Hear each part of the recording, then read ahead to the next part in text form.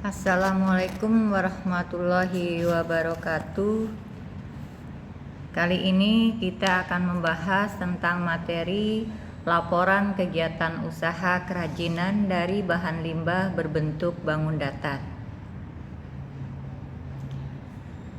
Laporan ini adalah segala sesuatu, baik itu peristiwa ataupun kegiatan yang dilaporkan dan dapat berbentuk lisan ataupun tertulis berdasarkan fakta atau peristiwa yang terjadi.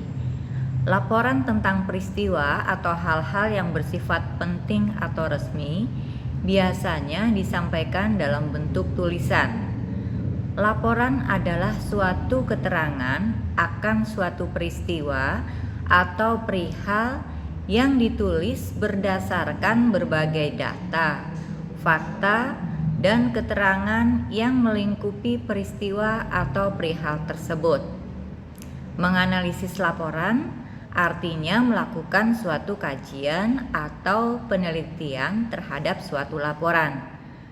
Laporan kegiatan usaha ini merupakan kegiatan yang berhubungan dengan setiap kejadian. Lancar tidaknya kegiatan usaha, apakah ada kemajuan atau kemunduran.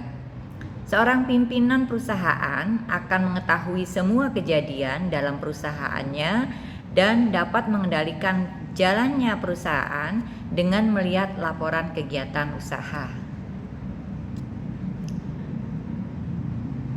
Penyusunan laporan kegiatan usaha. Penyusunan laporan kegiatan usaha ini merupakan penyampaian informasi tentang maju mundurnya pengelolaan usaha, sehingga akan tercipta komunikasi antara yang melaporkan dengan pihak yang diberi laporan. Laporan kegiatan usaha ini dibuat dan disusun secara sistematis, cermat, dan logis, ya. Untuk penyusunan laporan kegiatan usaha hendaknya bersifat komunikatif, jelas, dan mudah dipahami oleh semua pihak. Nah, untuk tujuan penyusunan laporan kegiatan usaha ini adalah untuk memberi keterangan tentang masalah kegiatan usaha sehingga dapat diketahui oleh pemimpin atau bagian yang menyusun laporan kegiatan usaha.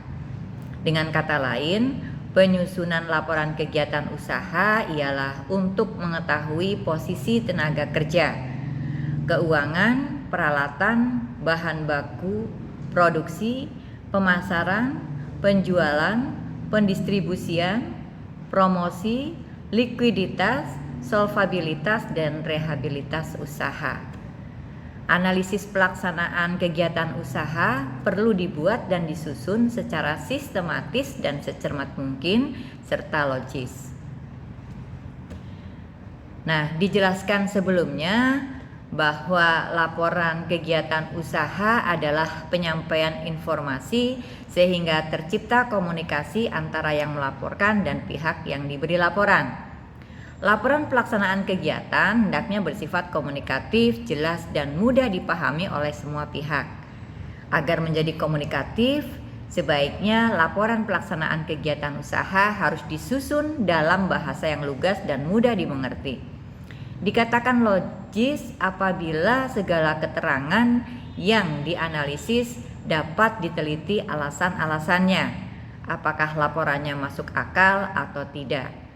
Dikatakan sistematis apabila keterangan-keterangan yang dikemukakan di dalam laporan pelaksanaan kegiatan usaha disusun dalam urutan yang memperlihatkan adanya saling keterkaitan. Laporan pelaksanaan dikatakan lugas apabila bahasa yang digunakan langsung menjawab persoalan yang nyata dan tidak bertele-tele. Nah, pada dasarnya yang perlu dianalisa dalam pelaksanaan kegiatan usaha ini sebagai berikut. Yang pertama yaitu bidang kegiatan usaha. Yang kedua, rugi atau laba. Yang ketiga, bidang keuangan. Yang keempat atau D, ini bidang permodalan. Yang kelima, bidang administrasi dan pembukuan. Yang keenam, ini bidang ketenaga kerjaan. yang ketujuh bidang pemasaran, dan yang kedelapan bidang organisasi. Pada akhir tahun, seluruh kegiatan usaha dilaporkan untuk dianalisis oleh pihak yang berkepentingan untuk memperoleh informasi yang tepat dalam mengambil keputusan. Analisis laporan keuangan ini adalah evaluasi atau penafsiran neraca dan daftar perubahan posisi keuangan perusahaan. Mengadakan analisis laporan keuangan ini sangat penting untuk mengetahui keadaan dan perkembangan keuangan dari perusahaan yang bersangkutan. Analisis laporan keuangan ini selalu berhubungan dengan masalah neraca, rugi laba, dan perubahan modal perusahaan. Kemudian analisis laporan keuangan ini juga pada hakikatnya adalah untuk mengadakan penilaian atas keadaan keuangan perusahaan. Untuk lebih dapat menggambarkan perubahan posisi keuangan dan sifat pengembangan perusahaan dari waktu ke waktu, suatu perusahaan diharuskan membuat laporan keuangan paling lama 2 tahun terakhir dari kegiatan usahanya. Ya. Berikutnya, ini merupakan contoh laporan pelaksanaan kegiatan usaha. Kalian diharapkan dapat melengkapi format laporan tersebut pada usaha yang kalian pilih atau kalian kembangkan. Ini yang pertama adalah bidang kegiatan usaha. Yang pertama yaitu jenis kegiatannya, ya. Jenis kegiatannya terutama untuk jenis usahanya. Nah, kalian tuliskan jenis usahanya apa saja. Kalau lebih dari satu ya tulis jenis usaha A, jenis usaha B, jenis usaha C. Berapa volume masing-masing jenis usahanya dan berapa nilainya. Kemudian yang kedua rugi atau laba, ya. Kalau dia rugi, ini jenis usaha yang rugi apa, berapa kerugiannya, ya. Kalau dia memperoleh laba, ini jenis usahanya yang laba itu apa, kemudian berapa nilai labanya, yaitu dituliskan semuanya di rugi laba di bidang kegiatan usaha. Kemudian di bidang keuangan ini ada neraca, ya, yang nanti dilaporkan, ya. Neracanya nanti terlampir, di mana neraca itu adalah dokumen yang berisi kondisi keuangan perusahaan dalam periode tertentu. Biasanya laporan ini ditulis untuk 1 tahun dan akan dijadikan rujukan untuk tahun yang selanjutnya. Nah, biasanya unsur laporan neraca ini ada 3, yaitu terdiri dari aktiva, pasiva, dan modal. Nah, aktiva ini adalah kekayaan atau aset perusahaan yang berhasil dikumpulkan. Aset inilah yang bisa dimanfaatkan oleh perusahaan untuk membiayai kebutuhan di masa selanjutnya. Untuk pasiva, ini adalah kewajiban perusahaan. Di dalamnya terkait dengan tanggung jawab pembayaran perusahaan terhadap pihak lain. Yang tergolong pasiva diantaranya adalah hutang perusahaan, baik hutang jangka pendek maupun jangka panjang. Sedangkan modal ini adalah aset pembiayaan maupun produk yang dijadikan dasar operasi bisnis, ya. Ya, kemudian yang kedua adalah analisis. Dalam analisis ini tercakup tentang likuiditas, solvabilitas, dan rentabilitas. Ini berapa persen, ya. Untuk solvabilitas itu adalah kemampuan perusahaan untuk memenuhi semua kewajibannya. Solvabilitas ini menunjukkan kemampuan perusahaan untuk melunasi seluruh utang yang ada dengan menggunakan seluruh aset yang dimilikinya. Sedangkan likuiditas ini adalah kemampuan perusahaan dalam memenuhi kewajiban jangka pendeknya. Dan rentabilitas adalah kemampuan perusahaan untuk menghasilkan laba selama periode tertentu. Ya, kemudian ke bidang permodalan. Nah, bidang permodalan ini mencakup modalnya, yang pertama modal sendiri atau modal asing, ya. Kalau modal sendiri ada berapa? Kalau modal asing ini berapa? Biasanya apakah berupa pinjaman jangka pendek atau berupa pinjaman jangka panjang atau pinjaman yang lainnya, ya. Nah, itu untuk modal asing, ya. Jadi berapa pinjaman masing-masing itu dicantumkan, ya. Kemudian bidang administrasi dan pembukuan, ya. Ini untuk pelaporannya.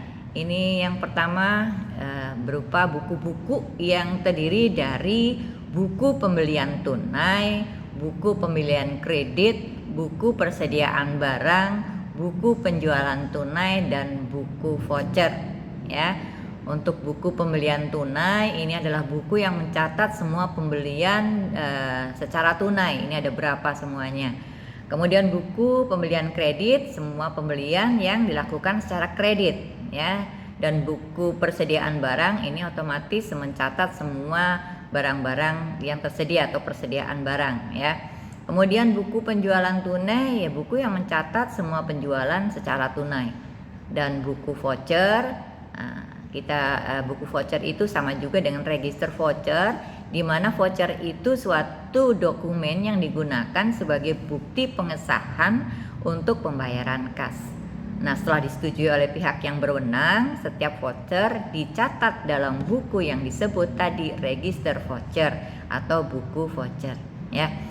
Kemudian yang kedua adalah dokumen-dokumen dagang, ya. Dokumen-dokumen dagang ini bisa berupa surat-surat perjanjian dagang, ya, surat perjanjian dagang dengan pihak lain, ya. Ini nilainya berapa, ya, dicantumkan. Kemudian yang kedua ada situ, siup, kemudian ada amdal dan lain-lain, ya. Untuk situ itu adalah surat izin tempat usaha kepada seseorang atau badan usaha yang tidak menimbulkan gangguan atau kerusakan di lokasi tertentu, ya. Sedangkan siup ini adalah surat izin usaha perdagangan, yaitu surat izin untuk dapat melaksanakan kegiatan usaha perdagangan. Kemudian amdal ini adalah analisis mengenai dampak lingkungan. Ini merupakan hasil studi mengenai dampak suatu kegiatan yang direncanakan terhadap lingkungan hidup yang diperlukan bagi proses pengambilan keputusan. Kemudian yang C adalah faktur dan kwitansi. Nah, ini bedanya faktur dan kwitansi. Ini kalau faktur digunakan sebagai bukti transaksi, sementara kwitansi merupakan tanda bukti penerimaan uang. Nah, kalau faktur dibuat 3 rangkap, sedangkan kwitansi dibuat rangkap 2 atau disobek pada bagian kanan sebagai bukti pembayaran. Nah, itu semuanya dicantumkan berapa nilainya. Ya, demikian pembahasan kita kali ini. Wassalamualaikum warahmatullahi wabarakatuh.